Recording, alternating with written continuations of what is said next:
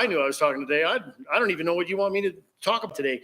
So guide me in that. And then I stepped in, and I think I probably did this. Okay, we're talking about Daniel today. I may not have, but I probably did something. But I just asked for something to come, and a verse came, and I opened the Bible and I read in that space, and I said, all right, we'll start here. And then I just trusted. But last week I would probably put in that top 5, because that was when I went back and listened to it, just some of the things that came out that God inspired relevant to that giver. And so he must think the giver is a really important gift, primary, but I think they all are. And I think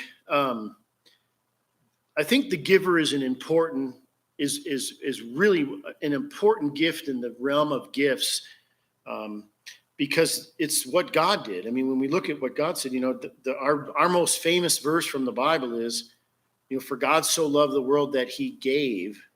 And we often see that is that he gave, he was this ultimate giver in the sense. I mean, and it's not like he's kind of contemplated to every generation. It's not like he came to every generation. It's not like he comes every 70 years and says, hey, let me talk to this generation. Okay, I've sent Jesus, and he's been sent, and he's the way and the truth and the life, and he's the narrow gate, and he's the pathway, and he's the narrow road. And, find him, get on that journey. He doesn't do that to every generation from himself directly in a way where God comes down from heaven in a way, and I forget, there's a word for that. I'm not thinking of it right at the moment, but he doesn't do that. He's done it in a one-time fashion. And then he's entrusted that message to mankind and stuff. So more into that later. Let's read these verses and then we'll dive into this. So to reiterate, this is Romans. This is Paul writing to the Romans, and he's writing to the church about how they're gifted and for them to think soberly about themselves. So he says, therefore, I urge you, brothers and sisters, in view of God's mercy, to offer your bodies as living sacrifices, which means humble yourself, bring yourself down to a sober level of judgment for who and the qualities of what you are. And be holy and pleasing to God. This is your spiritual act of worship. And so it's worship to live your life in that way. Do not conform any longer to the pattern of this world, but be transformed by the renewing of your mind. Then you'll be able to test and approve what God's will is, his good, pleasing, and perfect will. For by the grace given to me, I say, every one of you, do not think of yourself more highly than you ought to, but rather think of yourself with sober judgment in accordance with the measure of faith God has given you, just as each of us has one body with many members, and those members do not all have the same function. So in Christ, we who are many form one body, and each member belongs to all the others. We have different gifts according to the grace given us. If a man's gift is prophesying, let him use it in proportion to his faith. If it's serving, let him serve. If it's teaching, let him teach. If it's encouraging or being an exhorter, let him encourage. If it's contributing to the needs of others, that's giving, let him give generously. If it's leadership, ruler, let him govern diligently. If it's showing mercy, let him do that cheerfully. And then love must be sincere. Is this the next verse? So love must be sincere. Hate is what is evil. Cling to what is good. Okay. I haven't read through that. I'll have to read forward now and maybe context next week as to what says afterwards and how that might inform. So let's think about the ruler. So the ruler, there's a principle with every one of these gifts. And if you've looked at this little sheet, it has that principle right off of the front. And it's freedom. And when we think about that, why is the ruler associated with freedom? Because when we think about a ruler, we're thinking about kings, and we're thinking about presidents, and we're thinking about I don't even know the guy's name in South Korea and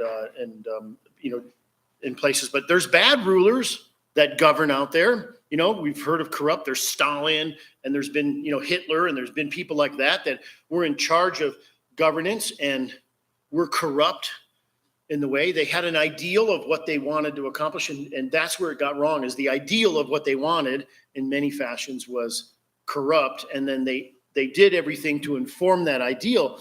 But even so, they accomplished a ton.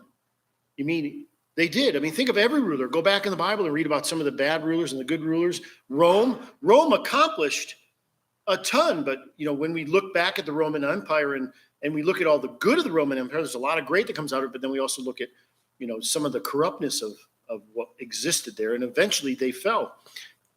But rulers accomplish stuff. They get things done. So they're like the cable guy. Let's get her done. That's what they are. That's what rulers do. Rulers get things done.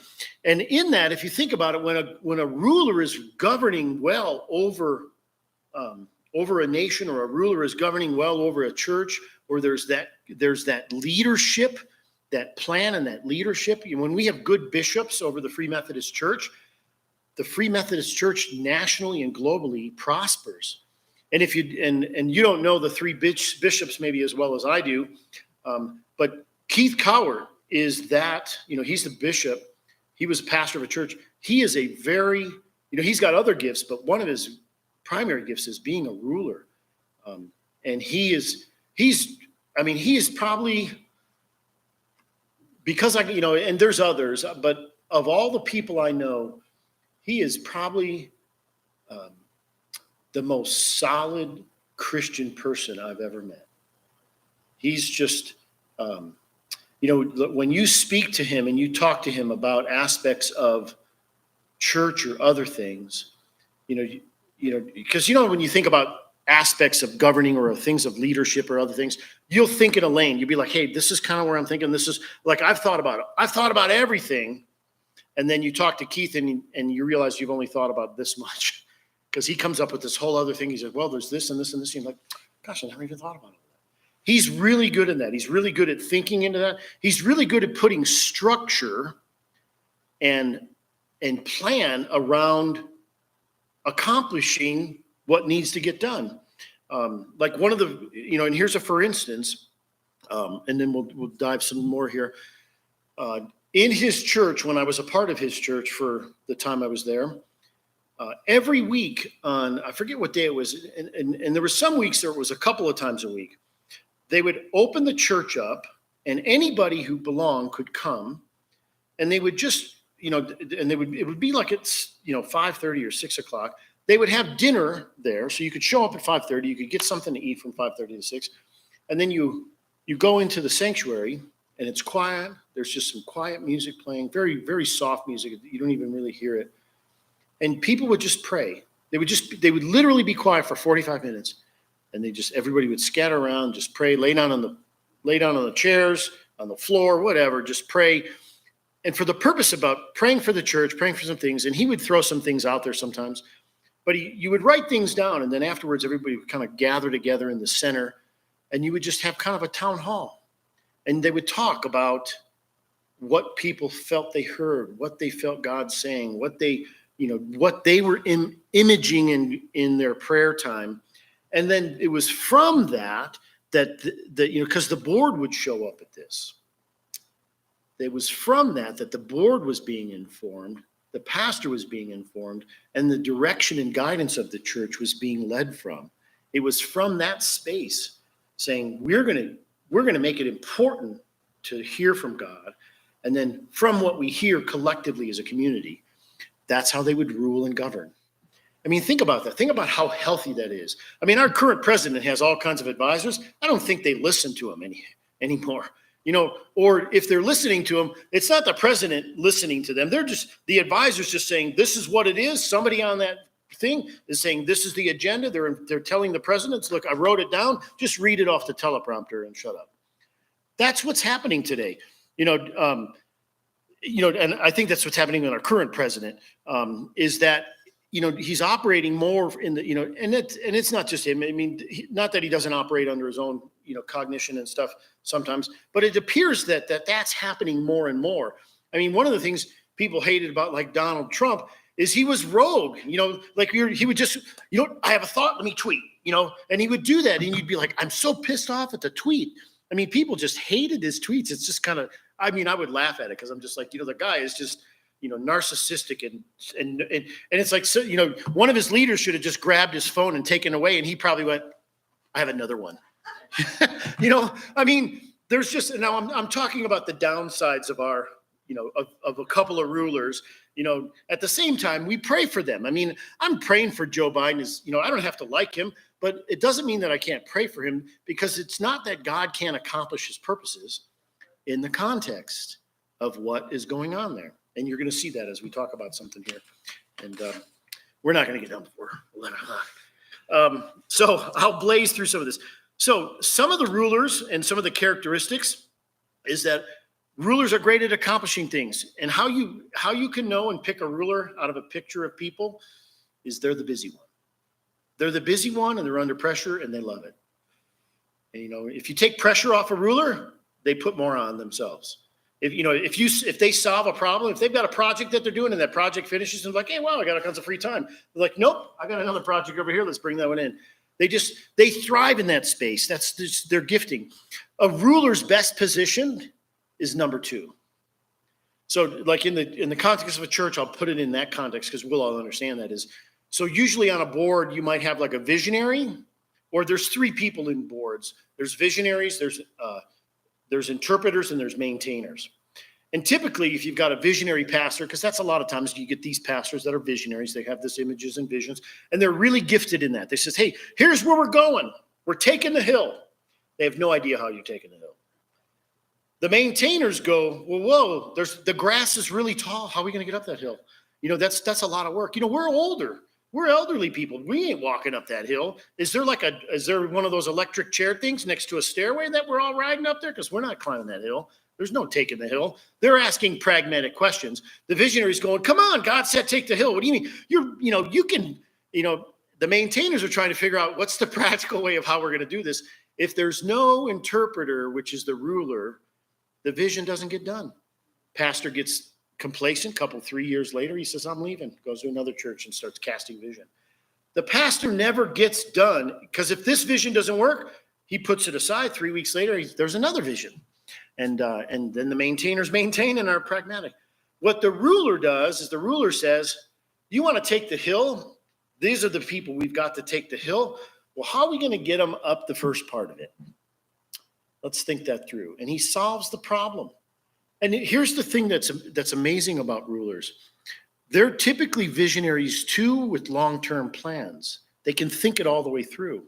They're very skilled at getting quality results from others. They thrive under pressure. So Nehemiah, Noah, Boaz, Joseph, and Jesus. Remember Joseph?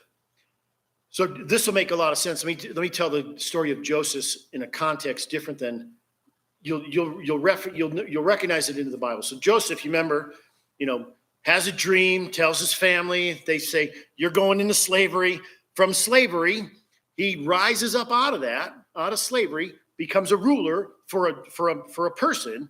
Then he gets put back in. Then he comes up underneath the rule of the Egyptians, and he rises to power. He's second in command to Pharaoh. And then what he does is from that position, he saves the nation. He says, we're going to, there's a vision. Here we've got this vision. Here's what's going to happen.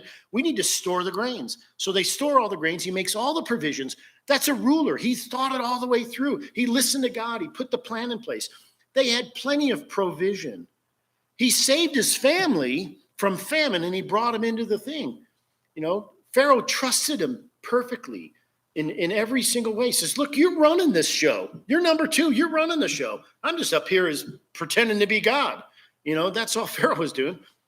Where it went wrong, where the carnal side of that ruling went wrong, is that Joseph overstepped the boundary. Is that when the people ran out of money, he then took their livestock. And when he ran out of livestock, he took their children and their wives and their people, and he put them all into slavery. Now, God allowed the carnality of the ruler, of his gift of ruler, allowed that carnality and that greed, because in Joseph, a little bit of greed, and whether he was being influenced from Pharaoh, and Pharaoh was saying, no, we're taking them all. They're all going to become slaves. What Joseph should have said is turned to him and says, no. They're the ones that paid the tax. It was from them that we have the stores. We should just be giving it back to them for free. And what we should do is have them work in the city to do other things to keep the city in health, but not put them into slavery, not take everything away. He basically impoverished the nation, and that's how they became all powerful. And then we know that later that crumbled, But that's how that all became in. So that's where a ruler can become carnal, in the sense is that they go beyond what God has led them in. So that's a real perfect example. Nehemiah is another one. Nehemiah is, kind of a perfect one. And if you read the story of Nehemiah, let's just, I think we have it up here. Let's just kind of read this from verse 1, chapter 1 of Nehemiah. It says, in the month of Nisan, it says, the words of Nehemiah, son of, I can't even pronounce that word, Hakaliah. That sounds like Hakalugi, but it may be Hasaliah. That's probably what it is. Hasaliah, in the month of Kislev, in the 20th year, while I was in the citadel of Susa, Hanani, one of my brothers, came from Judah with some other men, and I questioned them about the Jewish remnant that survived in exile, and also about Jerusalem. They said to me, those who survived the exile and are back in the province are in great trouble and disgrace. The wall of Jerusalem is broken down, and its gates have been burned with fire. When I heard these things, I sat down and wept for some days. I mourned and fasted and prayed before the God of heaven. And then let's click through this verse. He says, then I said, then he prays. So let's click through the prayers, because I think it says in chapter 2. So he prays and he says, God, if there's a way that this could be changed, if there's a way that this could be better, he humbles himself. And as a ruler, he's gifted as a ruler, because he's already, he's an informant and an advisor to Artaxerxes. That's where Nehemiah is. So Nehemiah is in a place similar to kind of Joseph with Artaxerxes. And he says, to he's before Artaxerxes in chapter 2, verse 1. We got to jump up there. So in chapter 2, verse 1, it says, he's there and he says, in the month of Nisan, 20th year of King Artaxerxes, when wine was brought for him, I took the wine and gave it to the king. I had not been sad in his presence before. So the king asked me, why does your face look so sad when you're not ill? This can be nothing but sadness of heart. I was very much afraid. Nehemiah was like, I'm in trouble. I'm not looking happy, joy in front of the king, because that's what you're supposed to be. You can't bring your own stuff into the throne room, but he did. So he said to the king, may the king live forever. Why should my face not look sad when the city where my fathers are buried, lion rules, and its gates have been destroyed by fire? That was a huge risk. You have to understand that. As a ruler, so one of the things you have to understand about a ruler is a ruler will take a risk for the governance of administration at the risk of their own life, because that's what that was right there. You don't go before the king with a sad face. It's just like Ruth, when Ruth went, Esther, when Esther went before the king, her husband, same thing. You don't go before the king when you're not invited, or you don't go before and you don't speak in this way. But a ruler will take the risk when he knows it's God's will to do that. Will take the risk before the ultimate. So now I don't know that Artaxerxes was a visionary, but obviously had some visionariness because he took over all of the known world at that time and stuff. And so he speaks that to him. The king says, what is it you want? And he prayed and he told him, he says, great, take the grain, take the trees, take whatever you need, go back and build your walls and build your thing. So that's Nehemiah. And he does that. So there's some task orientedness to a ruler. Generally it's bigger picture, but they thrive under pressure. They put people around them under pressure. So if you're around a ruler, they're going to put pressure on you. So you just get comfortable in there. They know where they're going. They've got a plan. What usually makes the others of us feel good about it is that there's a plan. And it's not like somebody's just saying, it probably was a little bit disconcerting for the leaders when Joshua said, hey, go stand in the river with the ark. And then when he told everybody else, when they go stand in the river, get ready to cross. That was probably the most nerving time of a ruler leader there ever was, because he didn't say, hey, go stand in the river because the water's going to stop and we're going to get across. Jacob knew, he knew that, hey, God's going to stop this. He knew that part of it, but he didn't know that part of it. He really didn't know the plan. He just was obeying, saying, hey, God said, go stand in the river. Go stand in the river. Something's going to happen. But that was probably an unnerving space. of that, because that's where he operated in that things. But one of the things that is amazing about a ruler, so when we operate in a holy way in a ruler gift, because each of us can do that. It may not be our primary, we may not be best at it, because there's people who are like leadership, administrative people, like they're dialed in, like Keith Coward has got that, way more than I do. But I learned so much from him. My ability to operate within that giftedness of ruler, to resemble that as an image of Christ, comes a lot from my time spent with Keith. One of the things rulers do better than anybody, and we all can do this, is that they see imperfect people not as imperfect and incapable. They see imperfect people and they see the gift in them. Like they might see, well, like for instance, there's a younger man who, well, I'll just tell you, Carol's son. I'm going to have some conversations with him. He's open to having those conversations with him. You don't know his whole life, but we could say that he's got some imperfection of life in his journey of where he's at from choices he's made. And he knows that, and he knows that about himself. But you know what I'm going to focus on? I'm going to find the one thing in there that still has shiny diamond light. And I'm going to focus on that, and I'm going to buff that shiny diamond spot and befriend him and talk with him and see if there isn't a way for him to grow within that context for some life change. Is it going to radically change? Is he going to be here standing up, raising hands someday? Is any imperfect person that we meet going to ever be in that context? Maybe not. I mean, that would be the hope for us, right? I mean, the verse we talked about in the men's group this morning says, "But small is the gate and narrow is the road that leads to life." And we think that this is a narrow road that only few people get on it, because it then says only a few find it. And what we're thinking of that life is that we're thinking that's heaven, that's salvation. It's not. You can have salvation and not be on that gate or narrow road. Yes, you can have it. That life is the life that is the image of Jesus Christ. And who of you here today, including myself, has that perfect image? How many of us have given up on the perfect image of what Christ wants to build in us? And here's a for instance that I talked about in that group, is that, does anybody have abandonment issues in their past? Has anybody been spoken to from their father or their mother or from leadership people in a way that has caused a detriment to their character?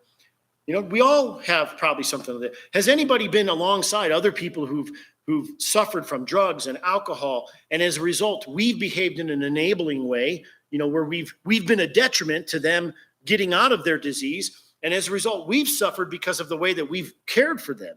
And as a result, we've suffered hurt and pain and destruction, and our lives are less than the life because we've lived life and we've suffered this life.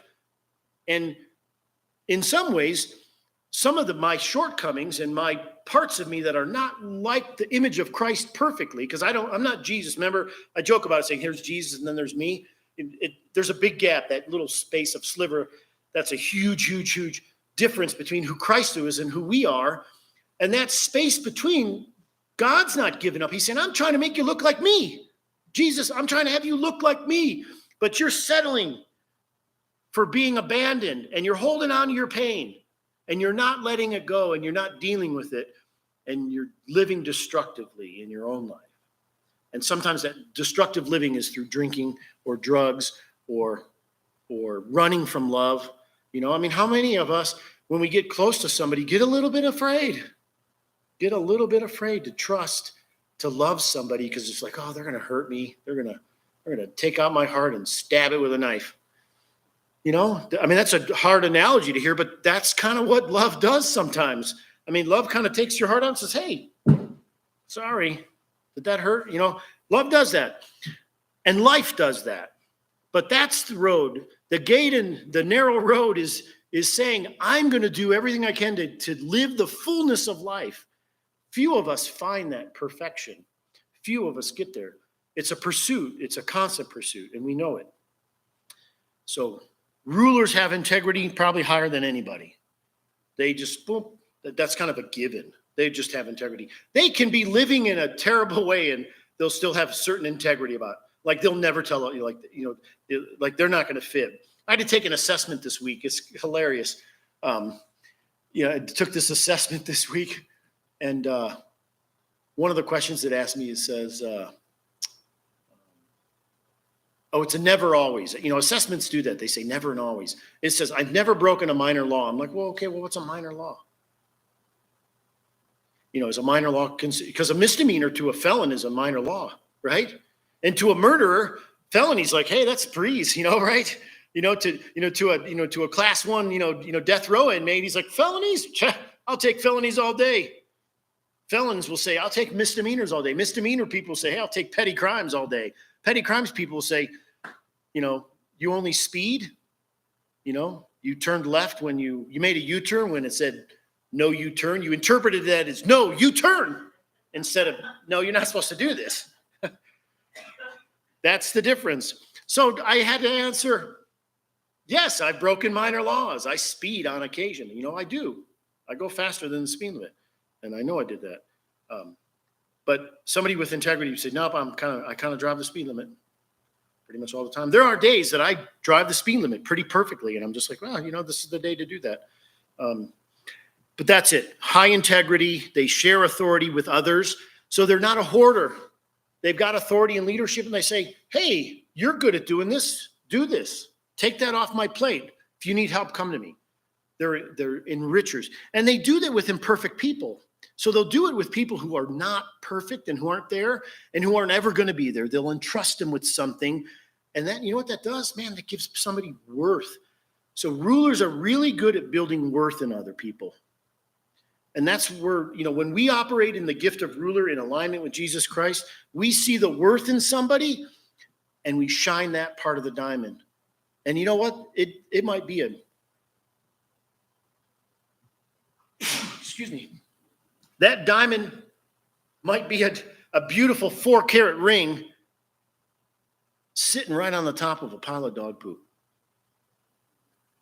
And who would want to touch that? We'd all kind of go, oh, that stinks. I mean, I know I have 4 dogs. I'm out walking dogs. I'm picking up that stuff. I hold my breath when it gets there. But if there was a diamond, a 4-carat diamond in there, you'd be like, ooh, 4-carat diamond, that's worth some money. Even if it's not in perfect, who wouldn't get their hands a little full of dog poop to get the diamond? That's what Jesus does. That's what a good ruler does, is it will grab the diamond in the rough and shine that and invest in that so that diamond becomes more glitter, more glowing and stuff. They're life-giving. They don't push people beyond their limits. They're a nurturer. So in the world of creation, this is, the alignment of, this is day 6. So this is when God made man. He finished off things. He made man. And what did he say? Rule. And we have to actually read these verses. We got them, 26 through 31. Because he says rule one time, but he says rule like 7 times. It says, then God said, let us make man in our image, in our likeness, and let them, and this is the only time he uses the word rule. It says, let them rule over the fish of the sea. It's a given.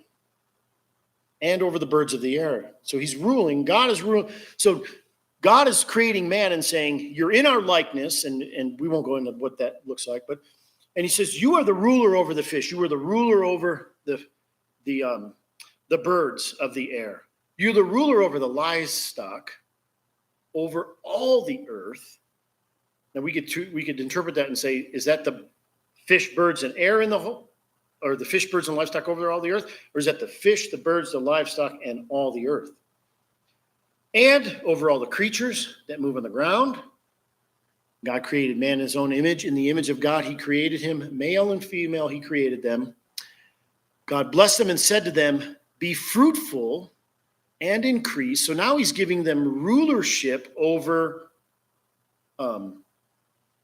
being fruitful and increasing in number. So he's saying, be the rulers of your own body. Be the rulers of your intimacy with Eve with Adam. Be the rulers over that intimacy and that interaction between one another. and fill in the earth and subdue it and rule. Then he says rule over the fish of the sea and the birds of the air again. But he says rule in there inherently. It's embedded in there. So it's a very important aspect of what God has given us. And this is the kind of a principle somewhat of stewardship, like the giver, but it's a different stewardship. It's not so much over making sure everybody's got enough resources. It's being the steward over the kingdom moving forward in a way that God's will wants it to become holy. God intended that heaven and earth would look the same. That was the original plan.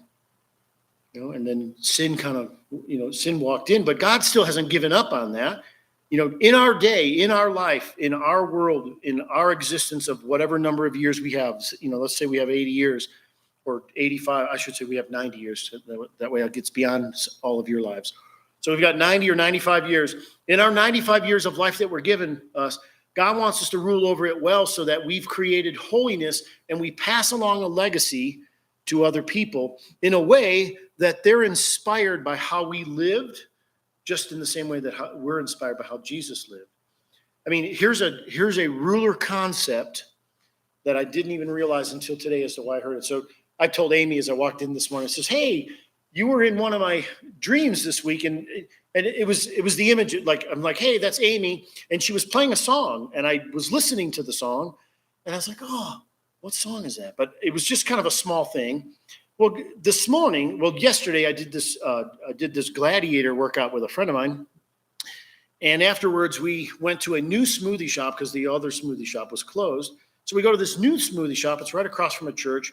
I drink this smoothie. I'm like, this is delicious. I want this for breakfast tomorrow. So I asked the lady, what time are you open? She says 8:00. I'm like, I said, well, I'll have to wait around because it's 30 minutes away from here. So I got up early and I sat out I parked out in the street and I'm doing some reading and I'm reading for this morning and I'm waiting for them to open. And at 7:53, the church across the street is an old brick building. It starts to play a song, in the chimes, in the bells that are in the chime tower. The bells are playing this song, and it's the song I heard in my dream that Amy played. And I don't know the song. It's an older hymn. And as I'm listening to it, I'm like, I know this hymn, but you know how sometimes you can play on the organ? I mean, Paul will play on the organ Amazing Grace, and it sounds like, what song is that? Because he's touching so many other keys. And some people will do that. They'll play a version of a familiar hymn, and we're like, what is Amazing Grace? We wouldn't probably miss, or It Is Well With My Soul. We'd get those two right away. But there's some of them we're like, what is that? But because there's so many other notes played, I was losing it in the other notes.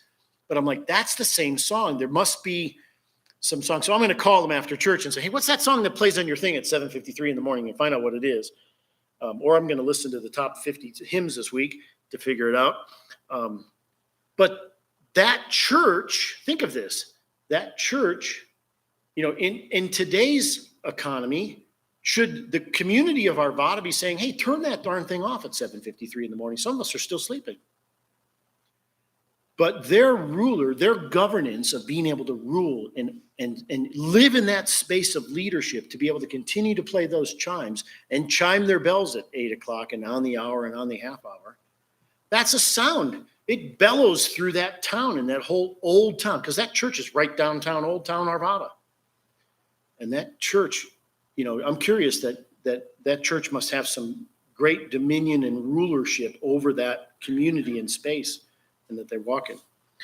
So the object of the tabernacle, obviously, it may not be obvious to all of you, but it's the Ark of the Covenant, because the Ark of the Covenant went before the nation and was the symbol of God inhabited. It came down on that, but that was kind of that symbol before them, the physical symbol of leadership, submitting to God's laws. The 10 Commandments were inside of that, the broken ones and stuff. And then in the church, the 7 churches, this is the Church of Philadelphia. And the verses in Revelation read this. It says, and you have them. Before I read them off of here, I'll wait for you to get them up here so that we can look at them on the same. And here, while you're doing that. So the saying from the cross, Jesus said what? What was the 7th thing he said from the cross? It's 3 words. You got it. It's completion. He had come and he had lived and he had had dominion over this and he had conquered sin.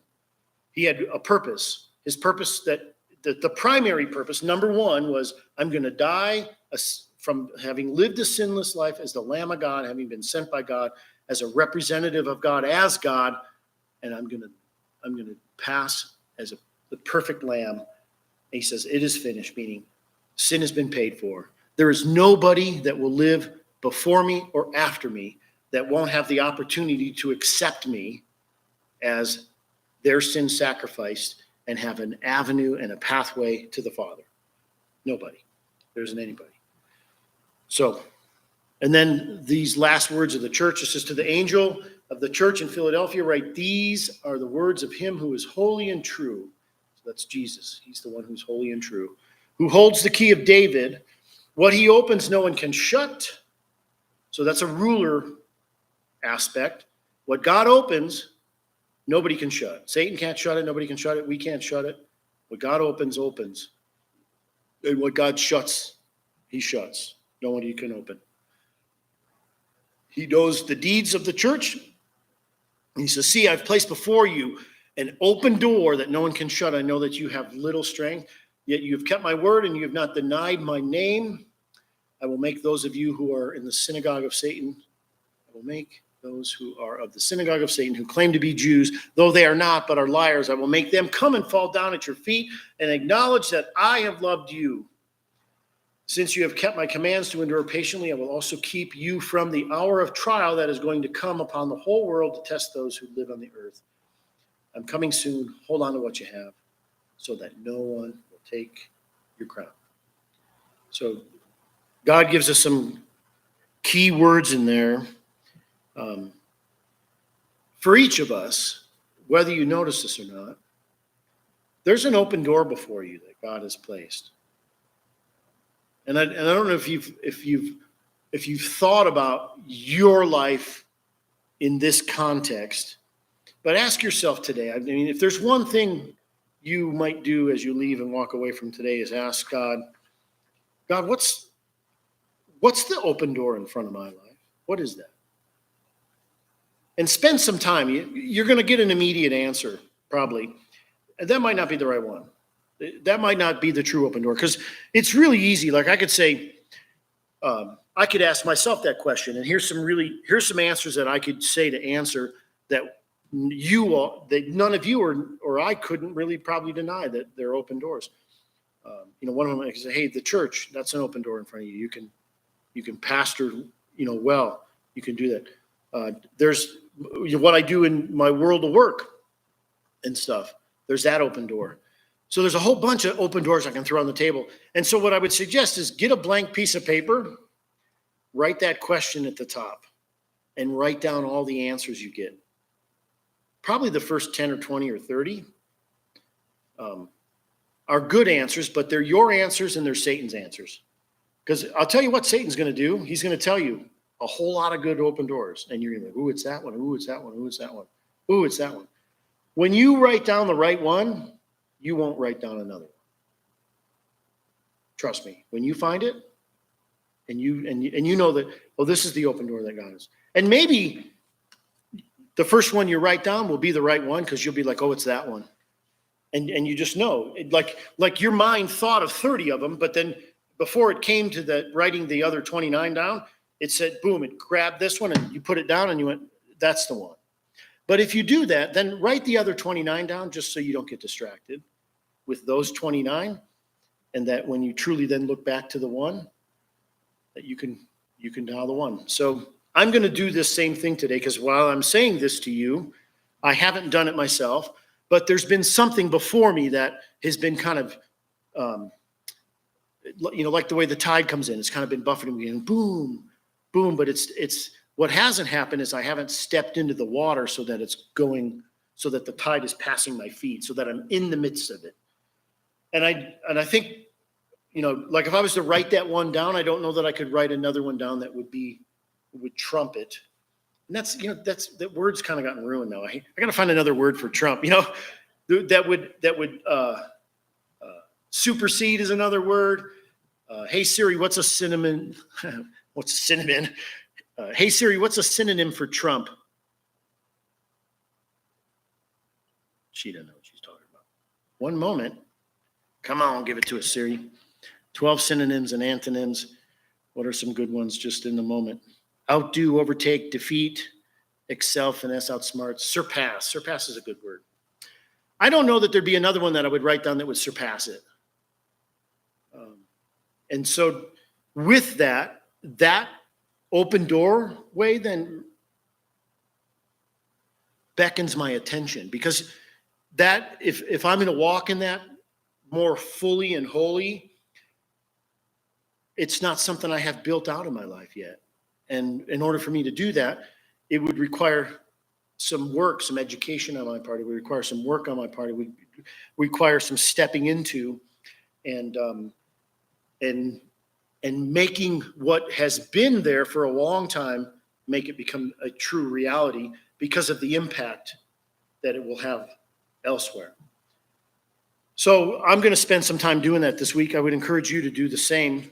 And like I said, that it might be an easy task for you. Like I said, you might have it nailed. And if you do have it nailed and you're already walking in it, that's awesome.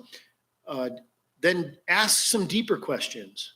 Am I walking through that open door in the fullness and in the full capability? Because here, what God said to the church, he said, I've opened a door before you, but it doesn't sound like they've walked through it in such a way that they're fully living out the blessings of having gone through the open door. So God does say in that sense, if you go back and read these verses, what God does say afterwards, he says, hey, look, I'm going to protect you against the evil that's going to come against you. I'm going to make Satan and the evil that's going to try to distract you, I'm going to make it bow down before you. So remember that God is going to make the evil that's going to come against you. He's going to make the other 29 good ideas bow down to the one open door that he has you walk through. So walk through it. Pray with me. And Father, we thank you for Jesus. Jesus, you were the perfect ruler, and we thank you that you walked in that lane in such a way that you're a model for us to draw strength from, for us to draw guidance from, for us to gain wisdom from. Lord, help us walk as rulers in our lives and in the context of relationships that we have with other people, in the context of the things that we interact with, in places where we're appointed and we have authority to behave as rulers. Help us rise up that gift to be able to be in that space of leadership in a holy way. Lord, each of us has an open door in front of us, and some of us are standing at that door. Some of us have walked through that door. Some of us are on the other side and have been in that space.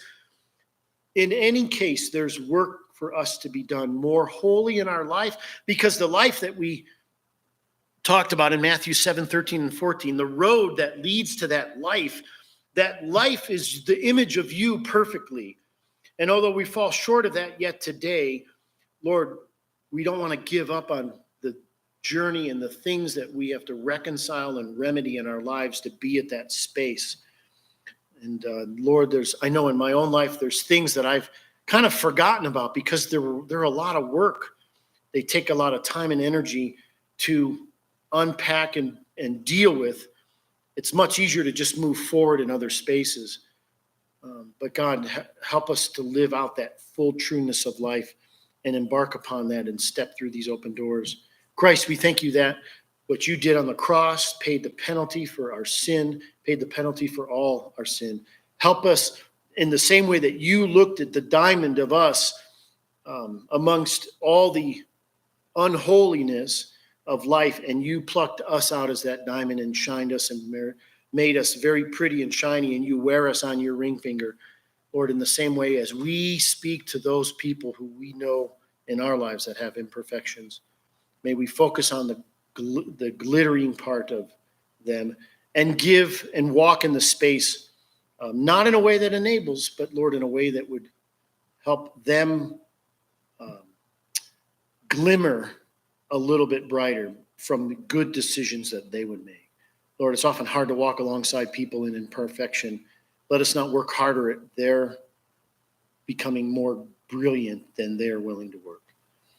And Lord, we do thank you for your son. And we thank you for today. And it's in your name that we pray. Amen. So Herb, how do you want to do this? Do you want me to manage it from here?